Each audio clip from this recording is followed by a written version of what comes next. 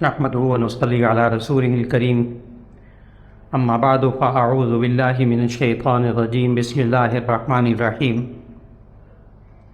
وكان قاب قوسين او ادنى فاوحى الى عبده ما اوحى ما كذب الفؤاد ما راى افتمارونه على ما يرى ولقد رآه نزلة اخرى عند سدرة المنتهى عندها جنة المأوى صدق اللہ العظیم۔ اللہ رب العزت نے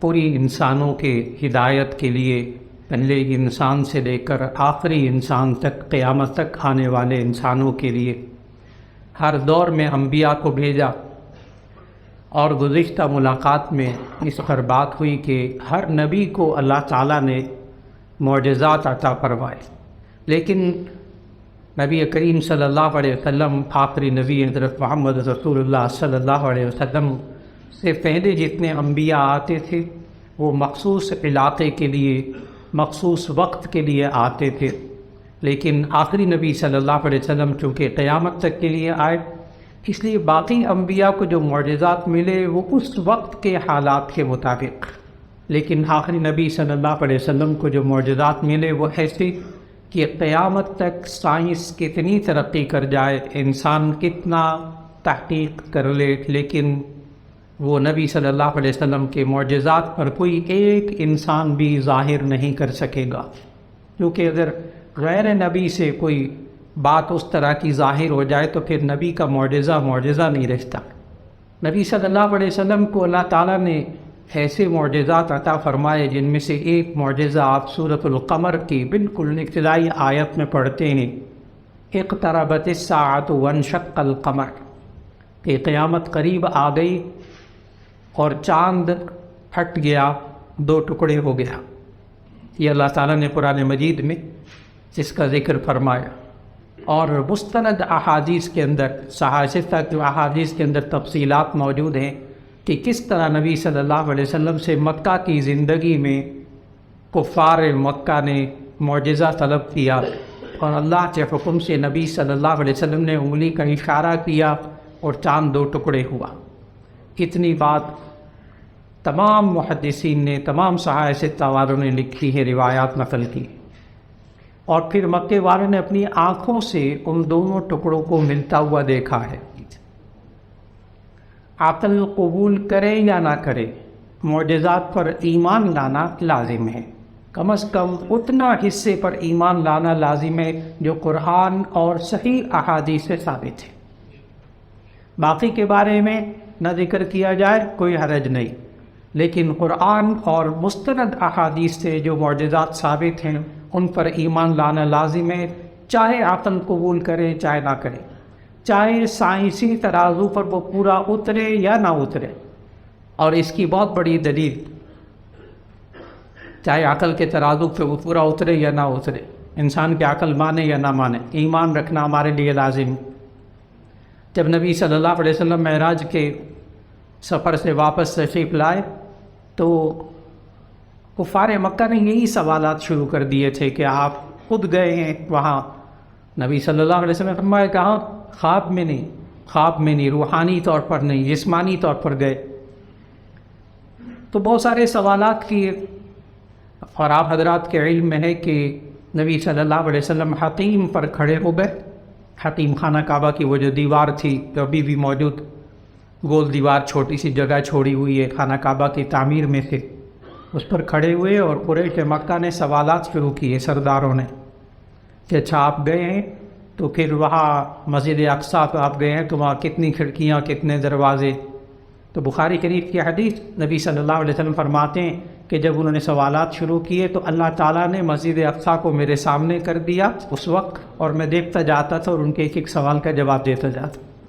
وہاں تو یہ لوگ چپ ہو گئے، سب لوگ چپ ہو گئے، خاموش ہو گئے۔ ابو جہل بھی تھا اس میں، وہ بھی سردار تھا، یہ باہر نکلا تو سامنے حضرت ابو بکر رضی اللہ تعالیٰ عنہ آ رہے تھے۔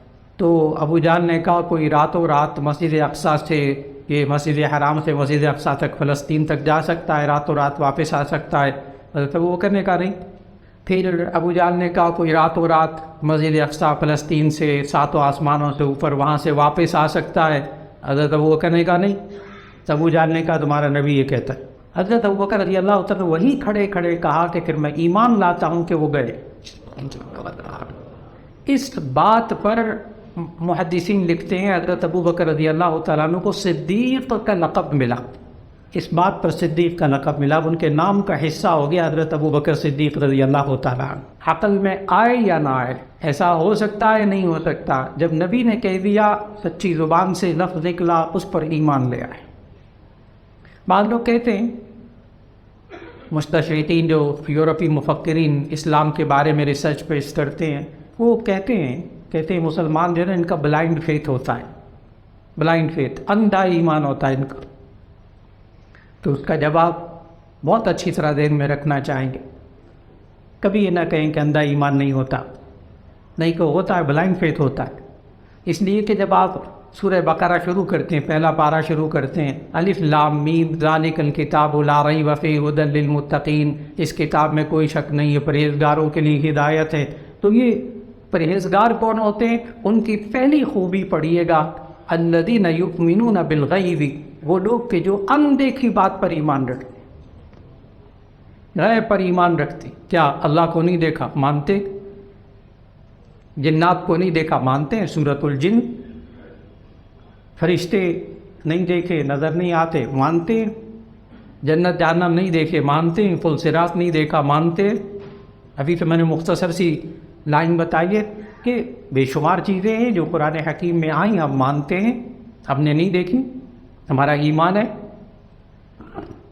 ہم کہتے ہیں آمنت باللہ و ملائکتہ و کتبہ و رسلہ والیوم الآخر، ہمارا ایمان ہے ان باتوں پر، نہیں دیکھا۔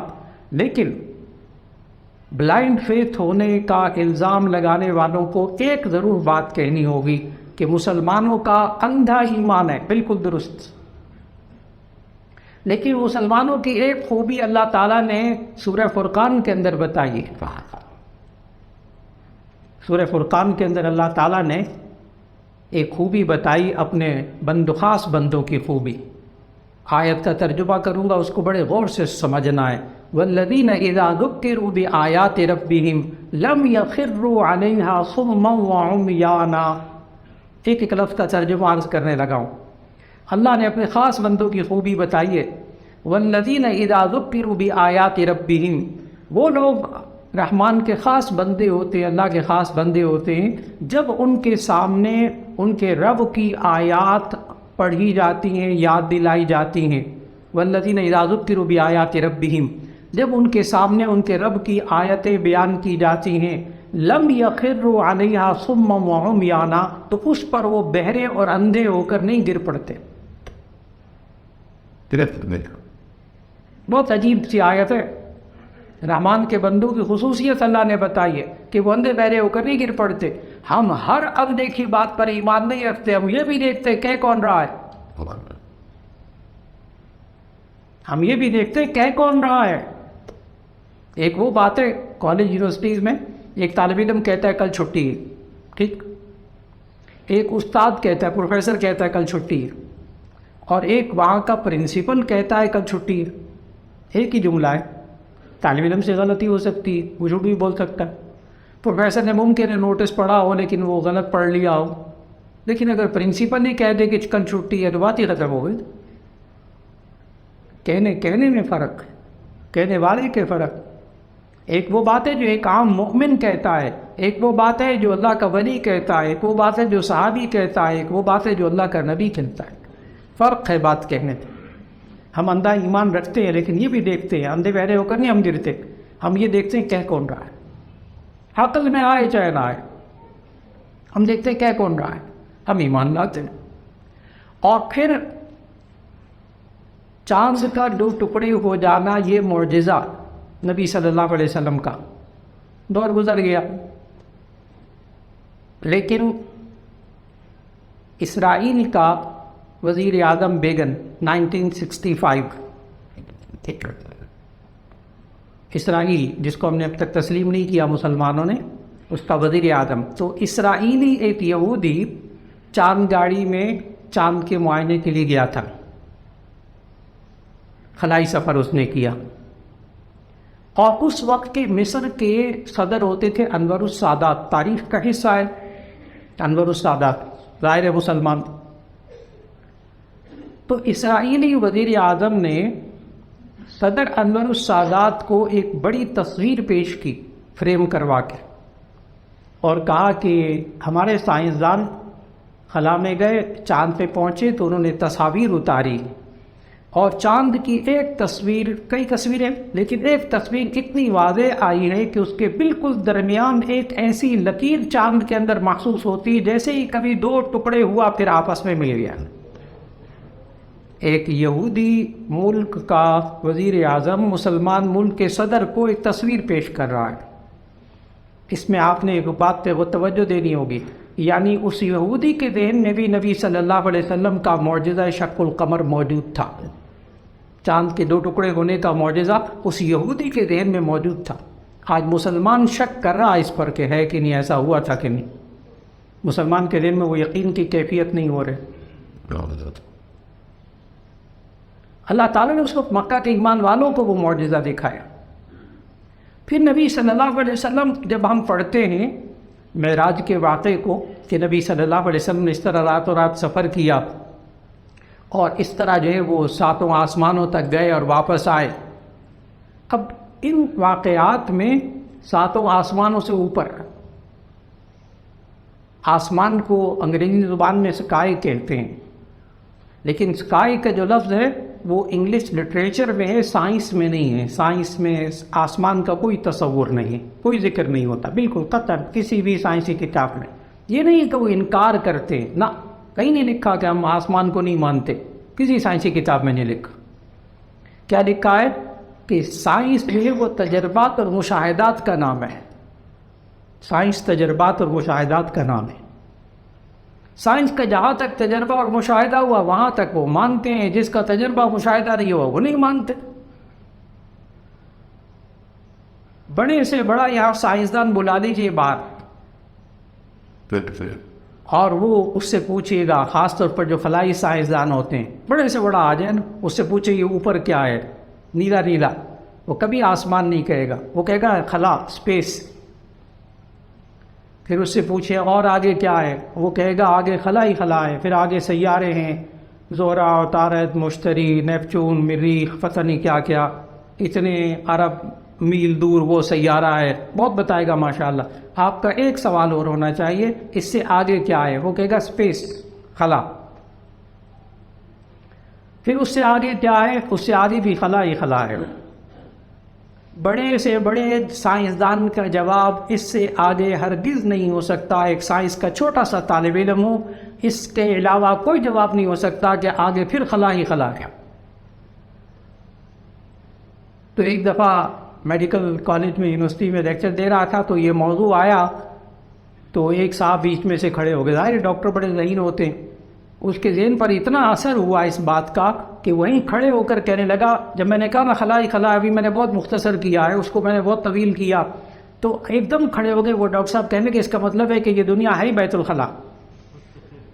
اب آپ سمجھ ہی ہوں گے وہ خلا سے کہاں چلا گیا اس کا ذہن، دنیا کی حقیقت اس کے ذہن میں آئی. اب چھوٹی سی بات ذہن میں رکھ لیجئے گا، جو سورۃ النجم کی آج میں نے آیات شروع میں تلاوت کی. فَكَانَ قَابَ قَوْسَيْنِ أَوْ أَدْنَىٰ فَأَوْحَىٰ إِلَىٰ عَبْدِهِ مَا أَوْحَىٰ مَا كَذَبَ الْفُؤَادُ مَا رَأَىٰ أَفَتُمَارُونَهُ عَلَىٰ مَا يَرَىٰ وَلَقَدْ رَآهُ نَزْلَةً أُخْرَىٰ عِندَ سِدْرَةِ الْمُنتَهَىٰ. سدرۃ المنتہا، آخری وہ جگہ کہ جہاں بیری کا درخت آخری، سدرۃ المنتہا جس کو کہا گیا 7 آسمانوں سے اوپر. اب جب 7 آسمانوں سے اوپر کا ذکر کیا جاتا ہے تو بس اتنی سی بات سمجھ لینی چاہیے، اگر ہم میں سے کوئی شخص عمرے کے لیے جا رہا ہو، حج کے لیے جا رہا ہو، نہ سب کو بار بار لے جائے. اب یہ شخص جو عمرے کے لیے جانا چاہتا ہے، حج کے لیے جانا چاہتا ہے، یہ مکہ اور مدینہ اور سعودی عرب کا راستہ اس سے پوچھ رہا ہے جو صرف کراچی تک گیا ہے اور اس کے سمندر تک گیا ہے اور آگے سمندر بھی اس نے خوب دیکھا ہے. اب یہ پوچھتا ہے اس شخص سے، میں نے مکہ مدینہ جانا ہے، آگے کراچی سے آگے، وہ کہتا ہے آگے پانی پانی. کہ اللہ کے بندے اور آگے کیا ہے؟ کہتے ہیں پانی پانی. کوئی بیچارہ گیا ہی وہیں تک. عقل مندی کا تقاضا کیا ہے کہ مکہ مدینہ کے بارے میں پوچھنا ہو تو اس سے پوچھیے جانے کے لیے کہ جو وہاں تک ہو کر واپس آیا ہے. سائنس خلا تک گئی ہے نا ابھی. وہاں جتنی سائنسدان باتیں کہتے ہیں وہاں تک سائنس کی مانیے جی. اور جو ساتوں آسمانوں سے اوپر ہو کر واپس آیا آگے کی بات ان کی مان لیں. بہت آسان سی بات. کوئی تعارض نہیں ہے سائنس کا اور اسلام کا اس بارے میں. جہاں انہوں نے ساری زندگی کبھی جھوٹ نہیں بولا، ان کی طرف جھوٹ کی کوئی نسبت نہیں کر سکا، تو ایسی صورت کے اندر کیا ضرورت ہے اپنے عقل کے ترازو پہ اس کو اتارنے کے لیے کہ معراج کا واقعہ یہ پیش بھی آیا یا نہیں آیا. اور پھر جس میں اثر کے ساتھ پیش آیا اس پر ایمان رکھنا چاہیے کہ نبی صلی اللہ علیہ وسلم بذات سے خود تشریف لے گئے، جس میں اثر کے ساتھ تشریف لے گئے، اور وہاں جو کچھ نبی صلی اللہ علیہ وسلم نے بیان کیا وہ بالکل سچا. اور پھر اس کے علاوہ جو باقی باتیں بیان کی جاتی ہیں مختلف روایات جن کی سند کوئی نہیں. مثال کے طور پر براق کا ذکر کیا جاتا ہے. اب لفظ براق یہ حدیث میں موجود، لفظ براق حدیث میں موجود، لیکن لوگوں نے براق کے تخیل کو سامنے رکھ کر گھوڑا بنایا سفید رنگ کا، اس کے پر بھی بنا دی، اس کی تصویریں بھی بنا دی، اور جناب گھروں میں بھی لگا دی کہ یہ معراج کا یہ وہ براق ہے جس پر گئے تھے. بالکل غلط بات، یہ غلط بات. یہ یہاں تک بالکل درست کہ براق پہ تشریف لے گئے، 3 رفتار سواری تھی، یہاں تک کہ راستے کے واقعات بھی نبی صلی اللہ علیہ وسلم نے بتائے. ایسی صورت میں ہمارا اس رجب کے مہینے میں 27 رجب کو جو معراج کا واقعہ روایات کے مطابق پیش آیا، اس میں ہمارے ایمانی پہلو کیا ہیں کہ واقعہ اس پر ایمان رکھنا کہ یہ نبی صلی اللہ علیہ وسلم کا معجزہ ہے. نبی صلی اللہ علیہ وسلم جس میں اثر کے ساتھ تشریف لے گئے اور اللہ تعالی ہم کلام ہوا، اور وہاں کا بہترین تحفہ ہمیں اب ہمارے لیے کیا ہے؟ معراج کا بہترین تحفہ 5 وقت کی نماز. 5 وقت کی نماز یہ ہمارے لیے. اور یہ نبی صلی اللہ علیہ وسلم پر جامع ترمذی کی حدیث اور باقی صحاح کی احادیث میں موجود کہ پہلے 50 نمازیں فرض ہوئی. 50 نماز ایک دن میں. نبی صلی اللہ علیہ وسلم واپس تشریف لاتے ہیں، حضرت موسیٰ علیہ السلام میں تھے ایک آسمان پر، کہتے ہیں یہ کم کروا لیں، یہ امت نہیں پڑھ سکے. کم ہوتے ہوتے ہوتے تفصیل حدیث میں موجود 5 رہ گئی. حضرت موسیٰ نے پھر کہا کہ امت یہ بھی پڑھ نہیں سکے گی، کم کروانے. نبی صلی اللہ علیہ وسلم نے فرمایا کہ رہے. اور جب وہ 5 پر نبی صلی اللہ علیہ وسلم تشریف لانے لگے تو اللہ تعالیٰ نے پھر کہا، آگے حدیث قدسی ہے کہ اللہ تعالیٰ نے فرمایا کہ یہ میری امت 5 نمازیں پڑھے گی، میں اپنے وعدے کے مطابق اس کو ہر دن کی 5 نمازوں کا 50 نمازوں کا ثواب ملے گا. چنانچہ قیامت تک کے لیے قانون، قیامت تک کے لیے قانون کہ یہ بندہ معراج کا تحفہ نماز، اور نماز یہ جب پڑھتا ہے تو ایسی صورت میں اللہ سے ہم کلام ہوتا ہے. نماز کے اندر یہ انسان واقعی اللہ تعالیٰ سے ہم کلام ہوتا ہے، اور ایسی صورت میں یہ 5 نمازیں پڑھتا ہے، اللہ اس کو 50 نمازوں کا ثواب دیتا ہے. وآخر دعوانا ان الحمد للہ.